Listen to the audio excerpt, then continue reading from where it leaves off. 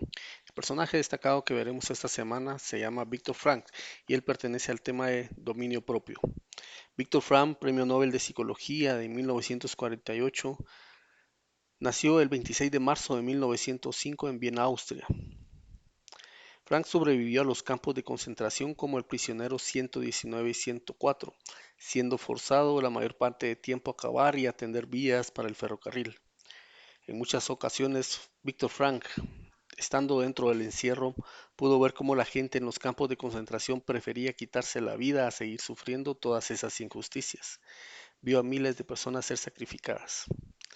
Él vivió en los campos de concentración en condiciones inimaginables, degradado en todo sentido, siendo alimentado con un plato de sopa y una pequeña ración de pan aguado todos los días.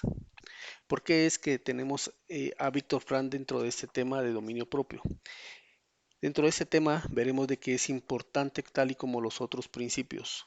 Si nosotros somos personas que aplicamos todos los valores y principios, pero no ponemos en práctica el dominio propio, podemos vernos en serios problemas en cualquier momento, debido a que podemos echar a perder toda una vida de esfuerzo, toda una vida de aplicación de valores por una pérdida de dominio.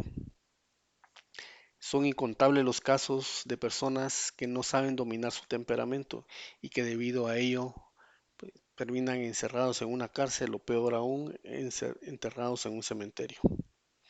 Dentro del tema de dominio propio, vamos a aprender que no solamente es, como dicen en buen chapín, aguantarse, sino que aprender también a controlar y a dominar el temperamento.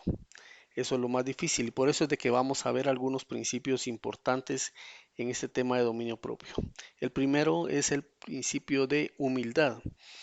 Y para muchos esto lo asemejan a pobreza, pero vamos a aclarar de que humildad no tiene nada que ver con pobreza. Una persona humilde es una persona que sabe reconocer sus errores y una persona pobre es una persona de escasos recursos. El principio de humildad nos dice, como enunciado de sabiduría, el hombre que se niega a reconocer sus errores jamás podrá triunfar, pero si los confiesa y los corrige, tendrá una nueva oportunidad. El tema de humildad nos dice que no es fácil admitir que se está equivocado. De hecho, a ninguno nos gusta aceptar que nos equivocamos. Sin embargo, la humildad es uno de los primeros pasos para que podamos controlar nuestro temperamento. Existen dos culpas que nos seguirán por siempre si nosotros no sabemos manejarlo. Y eso es una culpa que dejará cicatrices en la conciencia hasta que podamos confiar en nosotros mismos y la dureza que hace a la persona volverse rígida porque se tiene miedo a ser uno mismo. Una manera sana de manejar las acciones es admitirlas, confesarlas y abandonarlas. Es decir, debemos en primer lugar admitir que estamos equivocados. ¿Qué es lo primero que hace un alcohólico anónimo cuando llega a su primera reunión? Pues le piden que admita que es alcohólico, porque si no admite que está en un error, no podrá cambiar. Posteriormente debemos confesarlo, y no estamos propiamente hablando en el sentido de religión, sino que debemos contarle a alguien para que nos pueda aconsejar y que nos pueda ayudar a cambiar. Y por último, abandonarlo. De nada sirve que nosotros admitamos nuestra culpa y la confesemos si no abandonamos las malas acciones. Como dice el proverbio, no se abandonan las malas acciones hasta que se es humilde y se confiesa. Eso significa ser responsable en su propio comportamiento. En este principio de humildad nos dice que usted no siempre irá por la vida haciendo todo bien, pero su humildad hará creer a la gente que sí lo hace. ¿Qué es lo que significa esto? Que debemos ser humildes para que nosotros podamos reconocer que no somos perfectos, para que nosotros también podamos aprender a aceptar los errores de los demás, sabiendo de que nadie está exento de culpa. Sin embargo, debemos también de tratar de abandonar nuestros errores y no cometer por lo menos el mismo error. Sabemos que somos humanos, nadie es perfecto, todos cometemos errores, pero nuestra búsqueda debe ser siempre hacia la perfección y hacia no cometer los mismos errores. Atrévase a ser humilde, se hará un favor personal. Ese es el primer principio de humildad. El segundo principio que veremos en este tema de dominio propio se llama moderación.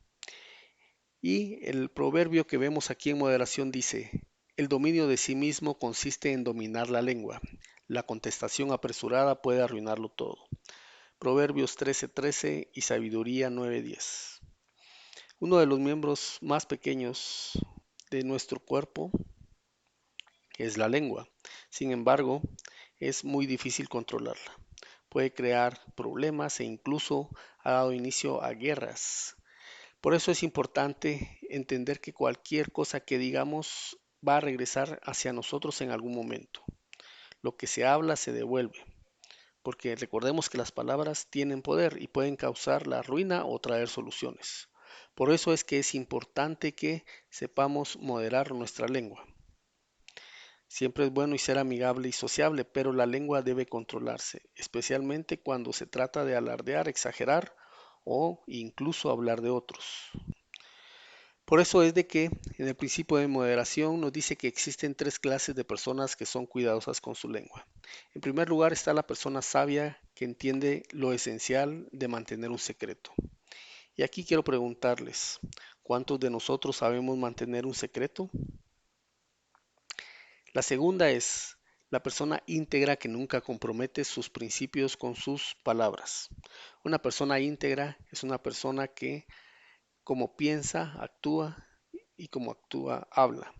Por eso es de que esta persona nunca va a comprometer sus principios con sus palabras, porque siempre van a estar alineados. Y la tercera es la persona inteligente, que es lo suficiente humilde para saber que no sabe y no se expone al abrir su boca. Aquí aclaremos algo, no significa de que si nosotros no sabemos algo, no tenemos que preguntar. Aquí está hablando de las personas que alardean el saber sin tener conocimiento del tema. Bien, entonces en el tema de moderación nos dice que si se quiere tener una buena vida se debe parar o controlar el flujo emocional de las palabras. Quiero contarles una historia. En una ocasión, en una empresa, hace muchos años aquí en Guatemala, se dio el caso que comenzaron algunos despidos y pues como siempre hay personas comunicativas y había una señora que pues le gustaba hablar un poquito de más. Y en esa ocasión pues vio al señor de la limpieza y se le ocurrió hacerle un comentario inapropiado y le dijo, don Juanito, ya sabe usted que están despidiendo a muchas personas aquí en la empresa. El señor muy preocupado le respondió afirmativamente. Luego ella le dijo, ¿y sabe usted quién es el próximo? Escuché que usted iba a ser despedido. El señor se preocupó mucho ese día. Era un señor ya de avanzada edad y era el único sostén de su familia. Cuando llegó a su casa no pudo dejar de pensar en ello. Se fue a la cama muy preocupado y en esa misma noche le dio un paro cardíaco. Debemos de tener cuidado con nuestra lengua porque no sabemos hasta dónde pueden llegar las consecuencias de lo que hablamos. Por eso es importante que antes de hablar pensemos lo que vamos a decir. Y si eso va a hacerle daño a una persona, es mejor evitar el hablar. El tercer principio que vamos a ver en el tema de dominio propio se llama pensamiento adecuado. Y con esto pues hemos tenido ya muchas explicaciones. Hemos platicado mucho acerca del valor del pensamiento positivo. De hecho, están ustedes leyendo un libro relacionado a eso. Y nos dice el enunciado de sabiduría, porque cual es su pensamiento en su corazón, tal es él. En el principio de pensamiento adecuado vamos a recordar un poco el proceso de pensamiento de una persona. Recordémonos que lo primero que viene a la mente de alguien es una idea. Esa idea crea pensamientos. Los pensamientos se producen en acciones. Cuando las acciones son repetidas se convierten en hábitos y los hábitos son los que constituyen el carácter y que finalmente nos llevan a un destino positivo o negativo. Por eso es de que es importante que fomentemos un pensamiento adecuado. Pero para ello es importante también que nosotros sepamos que el pensamiento viene de lo que nosotros lo alimentemos también. Y aquí quiero preguntarles, ¿con qué estamos alimentando nuestro pensamiento? ¿Lo estamos alimentando con buenas lecturas? ¿Lo estamos alimentando con buenas conversaciones? ¿Lo estamos alimentando con estudios? ¿O lo estamos alimentando con pura basura? Por eso es de que nos dice que si se quiere tener un buen futuro debe controlarse el patrón del pensamiento. ¿Y cómo lo podemos controlar? En primer lugar, querer hacerlo. Tenemos que poder renovar la mente al controlar lo que entra en ella. Hay que seleccionar, como bien les decía, buenas lecturas y mirar buenos programas de televisión. Por ejemplo, en segundo lugar, escoger cuidadosamente los socios y los amigos. Consideremos que el resultado de todo lo que se ponga en la mente de ellos, nosotros lo vamos a cosechar también. Por eso debemos recordarnos que la mente es como una computadora que puede ser programada. Y como dicen los informáticos, si basura le damos a una computadora, basura sacará.